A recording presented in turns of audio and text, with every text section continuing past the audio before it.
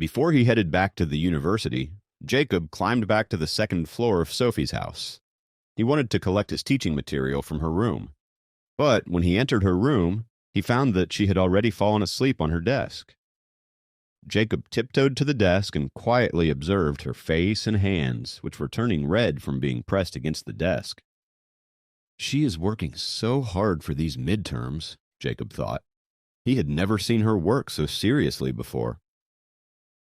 Watching her sleep so sweetly melted Jacob's heart, and he did not want to wake her up. However, he was also concerned that she might catch a cold or wake up with a sore back. Therefore, after a moment of consideration, Jacob bent down and placed one hand underneath her knees and the other on her back, gently lifting her up. Sophie seemed to be in a deep sleep, as Jacob's actions did not wake her at all. Her eyes remained closed and her breathing stayed even.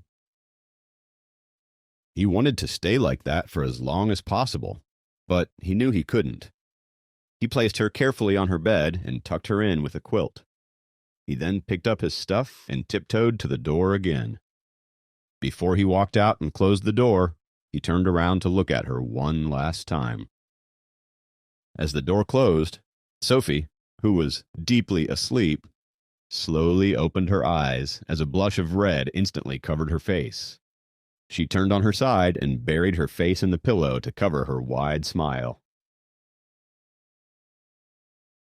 As the entrance to the dorm had not yet closed, Jacob hurriedly took a taxi back to college. Dracon's words were incredibly reassuring and had calmed him down. Now, he just wanted to go back to Sam and be there for him. At that point, more than a dozen people had gathered in his room. They were all male students from neighboring dorm rooms. They were all trying to come up with a way to deal with the impending punishment. "How come you're so late?" Ryan questioned Jacob as he walked in. "I had some tutoring to do tonight," Jacob answered. "Sam is about to get expelled and you're tutoring someone?" Ryan seemed a little irritated. "Who said Sam was getting expelled?" Jacob asked sincerely as he placed his bag on his desk and turned to Ryan. "I heard from a few friends of mine who are part of the student council. They said that the university is taking the incident very seriously and will be strict in handling it," Ryan explained. Ryan was the best source for information in dorm building number 7, and no one would ever question his sources. "You know what they mean by strictly handling. The students with no powerful connections will be the ones suffering the consequences," Ryan added. "Exactly. There was a similar incident before. A student and the basketball team fought over the use of one of the courts, and it wasn't even as bad as this one. Yet that student got a disciplinary warning," another guy interrupted. "I was in the fight too. They'd better penalize me as well," Jacob said. "You will be fine," Ryan stated. "My friends told me that the nature of the fight would be examined. The one who started the fight would be the most at fault. Your initial intention was to mediate the fight, but you accidentally got caught up in the middle. When both sides are at fault, the side that threw the first will receive harsher penalties. Besides, we all know the university has always been partial to the basketball team." His words made everyone's faces somber. Sam was sitting by his bed, not knowing what to say. Sam was quite popular among the residents in dorm building number 7. He was a frank, straightforward, and overall passionate person. Therefore, knowing that he could face severe consequences, everyone was upset and worried. Guys, there's no use talking about this. Everyone, go back to your room and get some rest now," Jacob waved at the crowd as he asserted. "That's right. Go. Don't worry about me." Sam got up and started driving the crowd out as well. Knowing that they could not be of much help by staying, and that it might only upset Sam even more, everyone began walking out. When the 4 were left in the room alone, silence took over. One by one, they all went back to their own beds.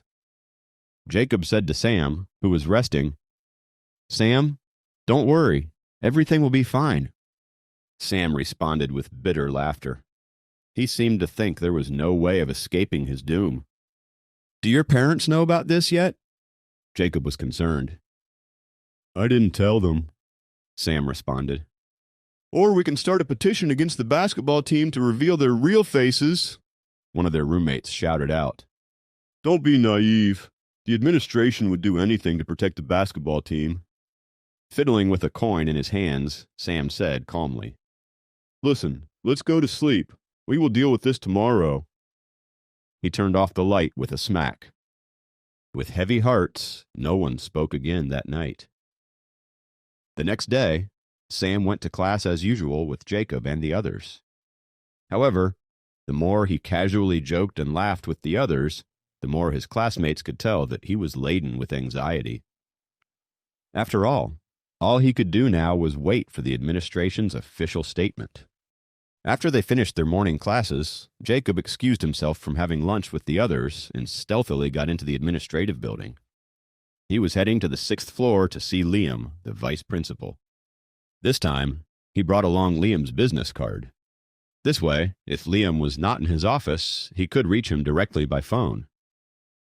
Just as Jacob started gently knocking on the door, Liam's voice came through. Come in. Jacob opened the door and walked in. He saw Liam seated at his desk, looking up some information. Hello, Principal, Jacob greeted. The moment he opened his mouth, he suddenly became unsure whether he should address him as Elder Liam or Vice Principal Liam. Mr. Brown, come in and have a seat. Pointing at the chair across from him, Liam said politely. Jacob closed the door and sat down across from him uneasily. You can just call me by my name, he said.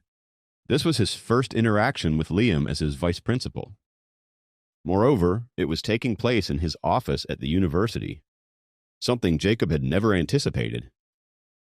All right, Jacob. Liam nodded with a smile. I'm here to talk to you about the fight that took place yesterday. Jacob came straight to the point. I believe you have heard that I also participated in the fight. It seems that the university is planning to deal harshly with the student who initiated the dispute. You see, that student is a good friend of mine. About this, Liam stopped Jacob and said, It had already been discussed at the staff meeting today. From the university's perspective, such incidents could influence the entire college's spirit and discipline. Hence, we must handle it seriously. Jacob's heart began to sink at Liam's words. He wondered if Dracon's phone call had any impact. How do you think this incident should be dealt with? Liam suddenly asked Jacob. Jacob hesitated for half a second before stating, To me, I think the basketball team initiated the provocation, and Sam had no choice but to fight back. The team was the most at fault.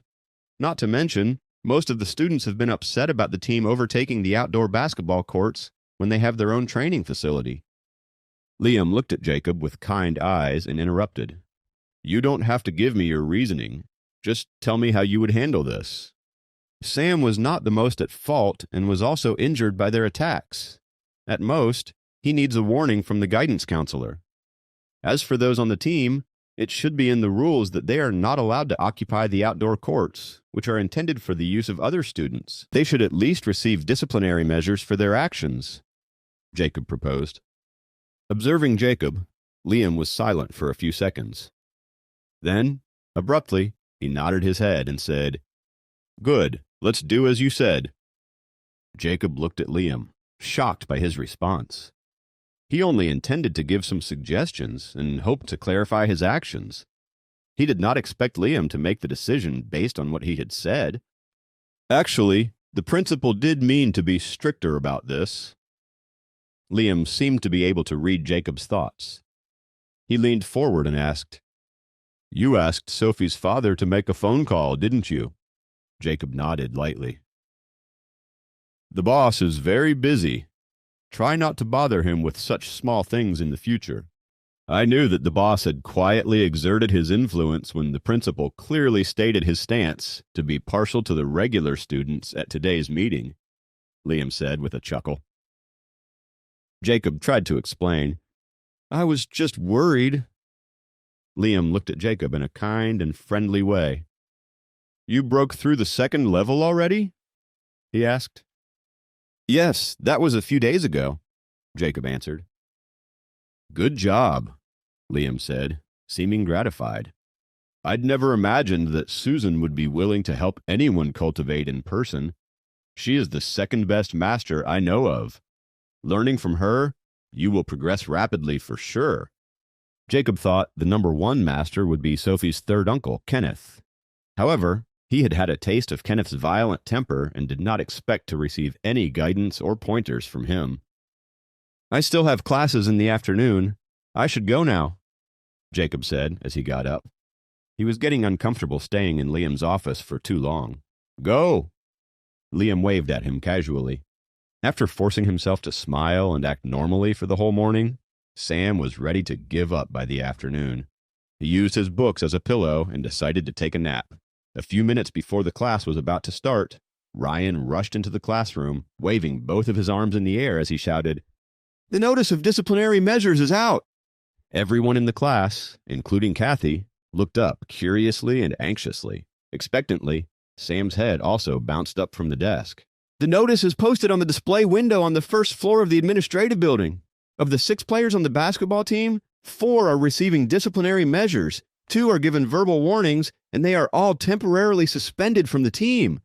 Moreover, they are to pay for Sam's medical expenses. The most important thing is that Sam is exempt, and so is Jacob." Ryan screamed in exhilaration.